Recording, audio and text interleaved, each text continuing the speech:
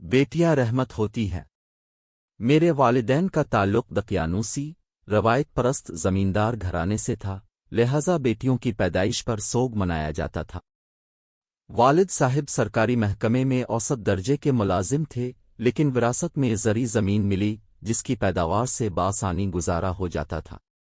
हम 3 बहनें और 3 भाई, वालिदैन की कल 6 औलाद थीं। भाइयों की घर में अहमियत थी, जबकि हम बेटियां उनके सामने कोई हैसियत न रखती थीं, बल्कि फिक्र पड़ी रहती थी कि जायदाद और मलकियत में कहीं उन्हें हिस्सा न देना पड़ जाए। जब खाना तैयार हो जाता, पहले अच्छा हिस्सा भाइयों का निकाला जाता। फल फ्रूट, नए कपड़े भी नेमतों पर अव्वल हक उनका था, और जो बचता वो बाद में हम बेटियों को दिया जाता था।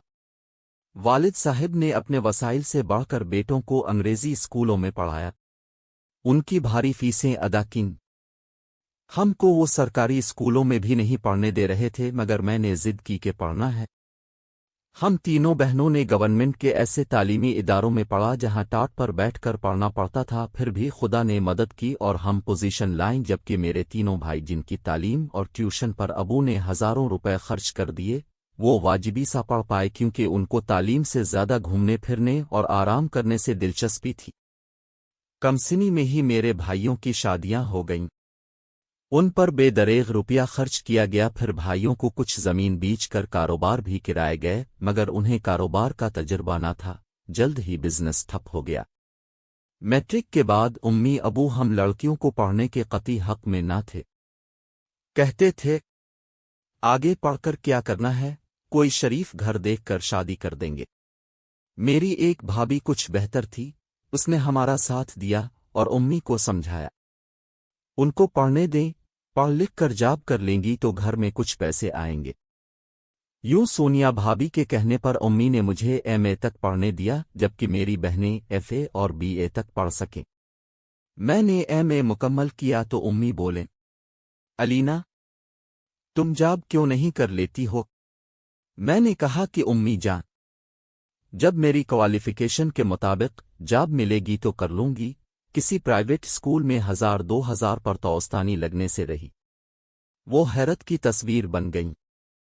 कहा कि जरा उनके नखरे तो देखो, 1000-2000 की कोई हैसियत ही नहीं है। एक दिन दादी ने अबू से कहा, अनो मियां आलाना की शादी क्यों नहीं कर देते? अम्मा, अभी तो मैं इस पोजीशन में नहीं हूं कि इसकी शादी करूं। 4-5 साल में ही किसी एक बेटी का जहेज बन पाता है।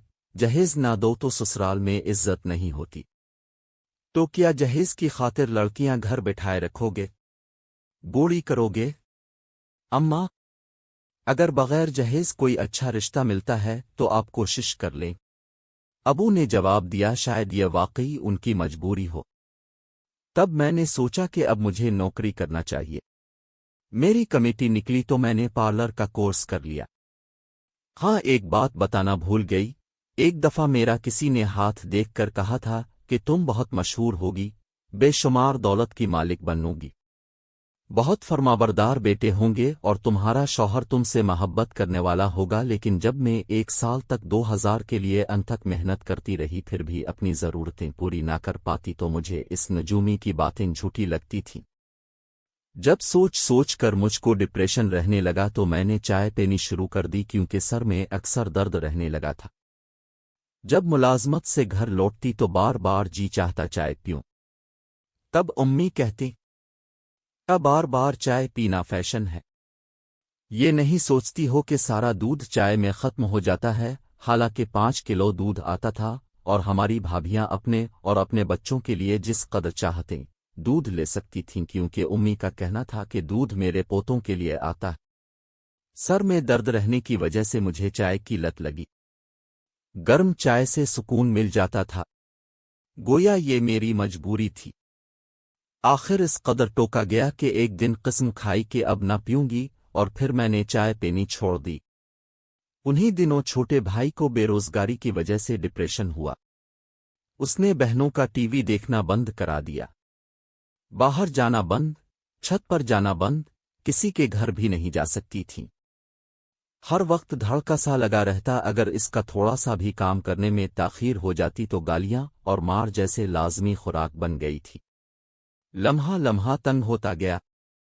अब घर पर राजधानी बहुओं की थी, वो खुशहाल घरानों से थीं। काम को हाथ न लगातीं, सारा काम हमको करना पड़ता, गोया उनकी चाकरी करनी थी। उम्मी की डांट अलग पड़ती। हम बहनें एक दूसरे की साथी थीं, मगर उम्मी और अबू ने हमारी दिलजुई भी नहीं की। मुझसे तो खुदा वास्ते का बीर था। कहते थे कि ये क्या ब्यूटिशन का कोर्स किया है, कोई ढंग का काम तो सके। एक दिन मैं पार्लर गई। इस रोज फाखराबाजी के मेहमान आए हुए थे। उनकी खाला भी आई थी, मुझसे उन्होंने तारुफ कराया। कुछ दिनों बाद वो हमारे घर आए, मेरे रिश्ते के लिए उम्मी से इस्तेदा की। अम्मी ने इनकार कर दिया कि हम लोग इस पोजीशन में नहीं हैं, अभी शादी का एहतमाम नहीं कर सकते। उन्होंने कहा हमको जहेज नहीं चाहिए, बस अब सादगी से निकाह कर दें। अम्मी अबू हैरान हुए और खुश भी। फिर एक माह के अंदर अंदर मेरी शादी अजहर से हो गई। अजहर एक महकमे में काम करते थे और बहुत अच्छे इंसान थे। CSS करना उनका ख्वाब था। मैंने भी उनकी हिम्मत बंधाई कि आपको एक कोशिश जरूर करनी चाहिए। मेरी हिम्मत दिलाने की वजह से उन्होंने किस्मत आजमाने का फैसला कर लिया। शादी के बाद मैंने अपना पार्लर बनाने का फैसला किया। मेरा पार्लर अच्छा चल निकला, क्योंकि मैं जिस इलाके में रहती थी वहां दूर दूर तक कोई पार्लर नहीं था। ये मैंने किस्मत आजमाई थी और किस्मत मेरा हाथ थाम कर तरक्की की तरफ ले जा रही थी। साथ ही बुटीक का काम भी स्टार्ट कर लिया। मेरे पास जो दुल्हनें तैयार होने के लिए आती थीं, वो अपना सुहाग का जोड़ा भी मुझे से ही बनवाती थीं। यूं मैं पूरे शहर और गर्दो नवा में मशहूर हो गई। ससुराल तो अल्लाह ने मुझे बेहतरीन दी थी। मेरे रब ने झोली में 2 बेटे भी डाल दिए, लेकिन मेरी शदीद ख्वाहिश थी कि अल्लाह मुझे बेटी दे। अजहर ने CSS पास कर लिया।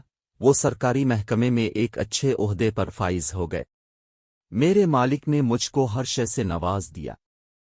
मेरी खालाजाद नादिया आपी ने अपने देवर दानियाल के लिए महविश और मैंने अपनी सबसे बड़ी नंद के बेटे के लिए सहरिश को मांग लिया। महविश के शौहर ने अपनी बीवी को न सिर्फ आगे पढ़ने की इजाज़त दी, बल्कि इसकी हर मुमकिन मदद भी की। से अपनी कम उम्र प्यारी सी बीवी से मोहब्बत भी बहुत थी। दानियाल ने महविश को कहा था कि आगे पढ़ाई जारी रखो, लेकिन वो सदा की लापरवाह घरदारी को ही अहमियत दी और मज़े से अपनी सल्तनत चलाने लगी। हम बहनों ने अहद किया था अगर हमारे घर सिर्फ बेटियां ही पैदा हुईं तो भी हम उनसे इतना प्यार करेंगे जितने प्यार के लिए हम तरसे थे, और आज हमने अपना अहद पूरा किया। हम सबके पास अल्लाह की रहमतें मौजूद हैं अपने असल मकाम के साथ, मगर बड़े भाई के पास कोई रहमत नहीं, सिर्फ नेमतें हैं। मंझले के हाथ सिरे से औलाद ही नहीं है और छोटे भाई के 2 बेटे हैं, दोनों गूंगे बहरे हैं। अल्लाह उन पर रहम करे। शायद अल्लाह को इस घराने में अपनी रहमत की तजलील पसंद नहीं आई थी, तभी बेटी किसी को ना दी। खुदा ने इनको वो दिया जिनकी उनको ख्वाहिश थी, और हमको बेटे दिए और बेटियां भी दीं। हमारे जाने के बाद बहुओं ने अपने खावंदों को खूब भड़काया और बूढ़े वालिदैन को इतने बड़े घर से निकाल कर कोठी के साथ मुत्तसिल कच्चे मकान में रहने पर मजबूर कर दिया। मेरे बूढ़े वालिदैन अलग पकाते खाते थे। उम्मी काम नहीं कर सकती थीं, फिर भी करने पर मजबूर थीं, जबकि हम बेटियां उनको काम नहीं करने देती थीं। अब इनको अंदाजा हुआ कि बेटियां जहमत नहीं, रहमत थीं। वो बीमार पड़ी तो बेटे देखने नहीं जाते थे। बहुओं को फिर क्या पड़ी थी कि जाकर बूढ़े सास सर की खिदमत करती। बड़े भाई ने एक मुलाजमा रखी जो उम्मी अबू के पास थोड़ी देर को जाती और उनका कुछ काम कर आती। इसी के जरिए हमें अपने वालिदैन का हाल मालूम होता था, तो हम बहनें बारी बारी उम्मी अबू की देखभाल को जाने लगे। मैं खास तौर पर उनका ख्याल रखती थी, लेकिन अपने भाइयों के घर हम नहीं जाते थे। हमारा कम जाना उन्हें हमारा गुरूर लगता है। अब अगर अल्लाह ने हमें नवाज दिया है तो इसमें हमारा क्या कसूर है। हालांकि अबू ने कम हैसियत रखने वालों को हमारे हाथ पकड़ाए थे। कहते थे अपने से कमतर लोगों में बेटियों के रिश्ते इसलिए देते हैं ताकि उनकी गर्दनें झुकी रहें। ये दुआ नहीं करते थे कि खुदा हर बेटी के नसीब अच्छे करे। इसको ससुराल में बहुत कुछ मिले, लेकिन हर इंसान का अपना नसीब होता है जो उसे मिलता है। آج ہم بہنے والدین کو سنبھال رہی ہیں، ان کا خرچہ اٹھاتی ہیں۔ ایش کوشی نے بھائیوں کو نکما کر دیا ہے۔ ایک نے اپنے حصے کی زمین بھی فروخت کر دی، باقی دونوں بھائیوں کا زمین کی پیداوار پر گزارا ہے، لیکن خود کوئی کام نہیں کرتے۔